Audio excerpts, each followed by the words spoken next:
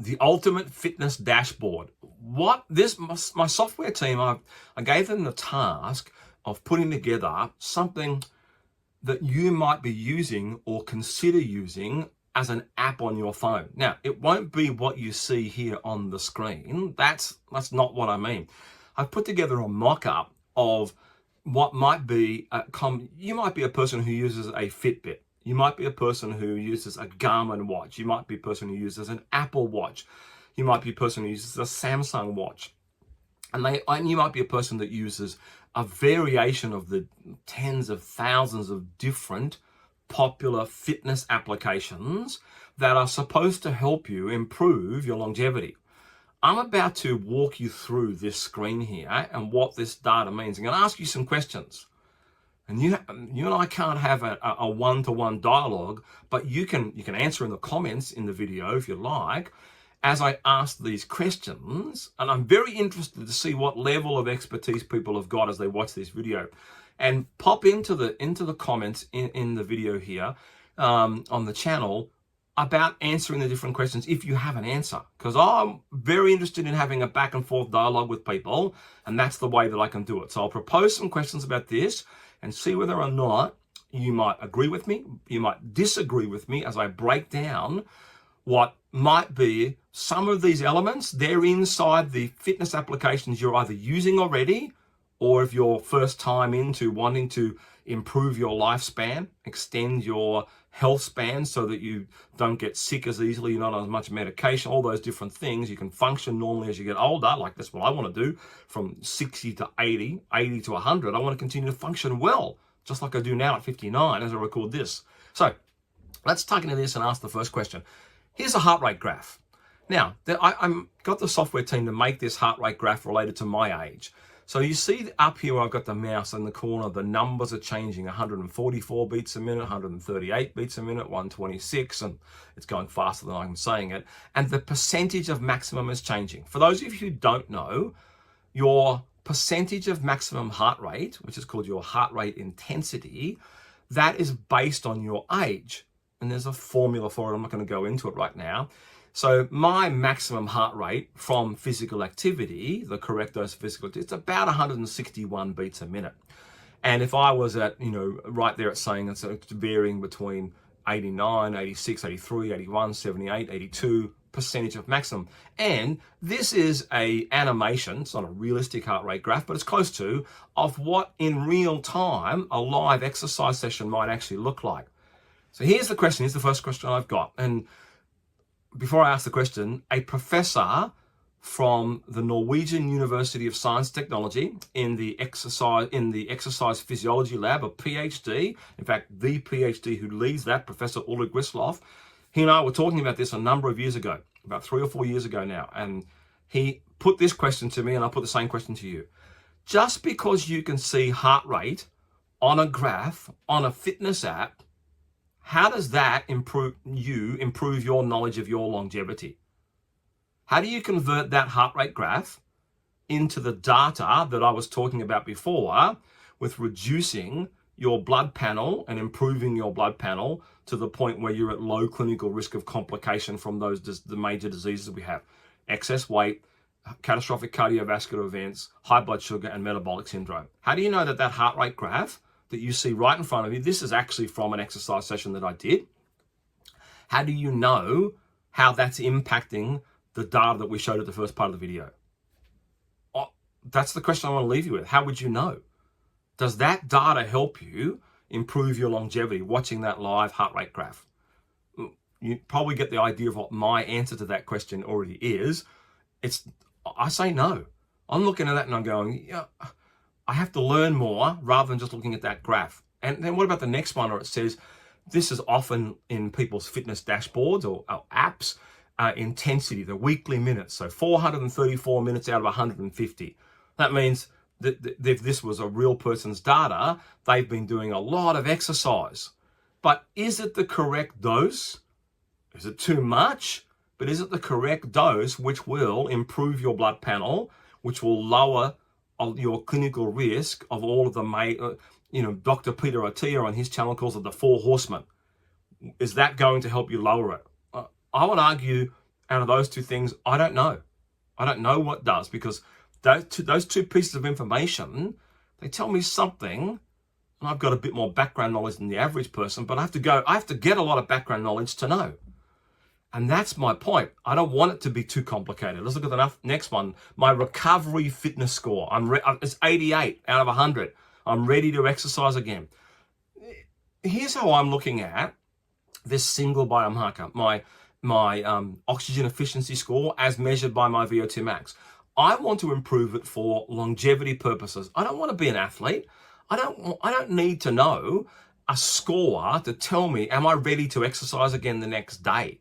For me, I'm not a recreational athlete. I'm not a competitive athlete. Think about whether you are or whether you aren't.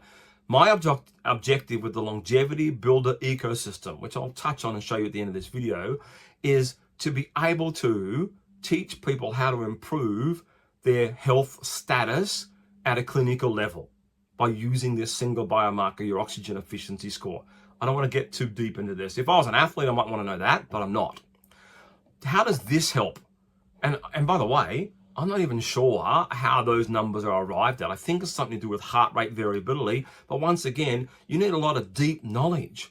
What my goal is with a longevity builder ecosystem is to not have to give people deep knowledge before they start improving their health span and their longevity. I want people to be able to walk into it from day one and go, right, this is what I have to do. This is how I do it. So we've got 5 sessions a week of exercise in this particular fitness dashboard. So, 7. There's 5 sessions this week. So on this day, this person did some running. On that day, next day they did some rest. Next they did some strength training. Then there's some yoga training. Then they swam. They did some cycling. Then they rested. What does that tell you about a person's longevity? Often you'll see this on a fitness dashboard. And my question still becomes, and I'm very interested in the comments, if you have something like that on your fitness dashboard, what does that tell you about longevity? What does that tell you about the impact on those blood panels that you've got there? Right, let's go down to the bottom of the screen over here. This is the common one, this one that's lighting up right now in green border. Activity and energy. Steps today, 8,200, and calories burned, 410. And then down the bottom here, nutrition macros, 150 grams of protein, 210 grams of carbohydrates, 65 grams of fat. I would argue, let's just take steps for first of all. I've got a whole audio podcast on this one, how I can show you that 3,000 steps a day will improve your longevity better than 10,000 steps a day. But it depends on some certain things. I'm not going to go into that in this episode, but just the number of steps that you do, how do you convert that into knowledge, just at looking at it, of whether or not that's impacting in real time your longevity and your health span? I don't think steps do that. What about your calories burned? How does knowing your calories burned from an exercise session, you go, well, I've got more calories burned, I must be doing better. Are you? How does it impact my triglyceride level between day 0 when I start the longevity builder program and day 90? How does it impact it between day 0 and day 180? If I do, 6 sessions a week of physical activity and I burn 410 calories, how do I know how that impacts? See, the research is too complex. I have to know too much behind the scenes knowledge to know how those two things impact my longevity. And I argue it's too complex. This whole fitness dashboard and what people are used to using, way too complex. So what about nutrition macros? I'm not even going to go into it. It's because that I have to spend too much time on it. But I don't know by looking at that how that improves my longevity today. If you're an expert in nutrition, you're an expert as a dietitian, you could tell me. But that's deep knowledge. And I'm arguing, as I go along into the whole longevity builder ecosystem, that the deeper the knowledge that you need to have in order to improve your longevity and your health span, the poorer the outcomes will be. That's my argument, because that's what I've seen for 40 years now in classrooms. Let's light up this one, sleep. Last night, 7 hours and 48 minutes for this particular imaginary person. Deep sleep, 1 hour 30. Light sleep, 4 hours 15. REM sleep, 1 hour 15. Awake time, 48 minutes. What does that mean? How do I know how to improve my sleep patterns? Okay, I don't know. and then the last one is a leaderboard thing that the software team put in here, which I actually find quite interesting if you're a competitive person.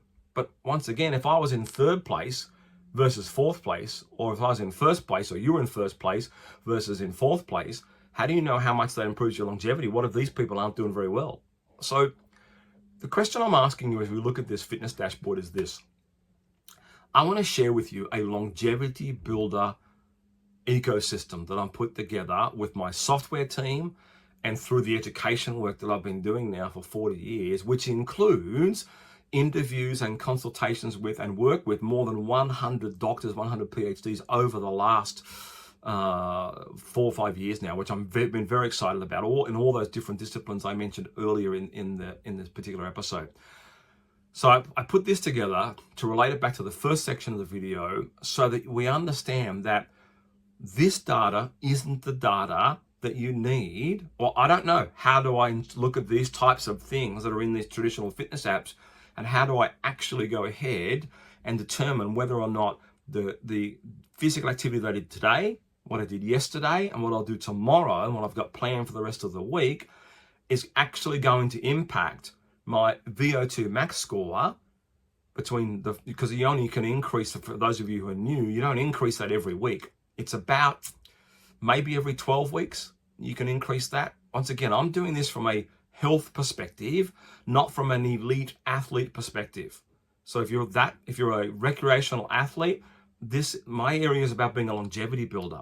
That's the whole focus of the channel here that I've put together. So with that in mind, I'm going to bring you now to a landing page that's once again not yet public. If you want to get access to this, then I'll put a link in the show notes. You can drop me your email and I'll give you access to the page that I'm about to show you right now. I'm going to walk through a landing page that helps you to understand, well, if my argument, my position is, and I'm interested in the comments, that what you're looking at here is not going to help you one way or the other to improve, to know whether you're improving your VO2 max in real time, or whether or not you've got to have so much deep knowledge before you get to understand it. I want to make it simple. I want people who use the longevity builder ecosystem from day one to go, oh, I get it. Now I know today whether I've done enough.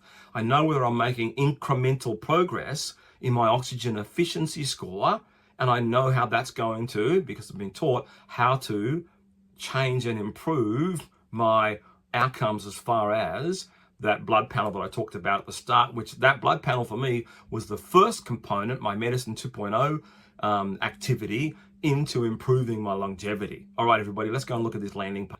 The ultimate fitness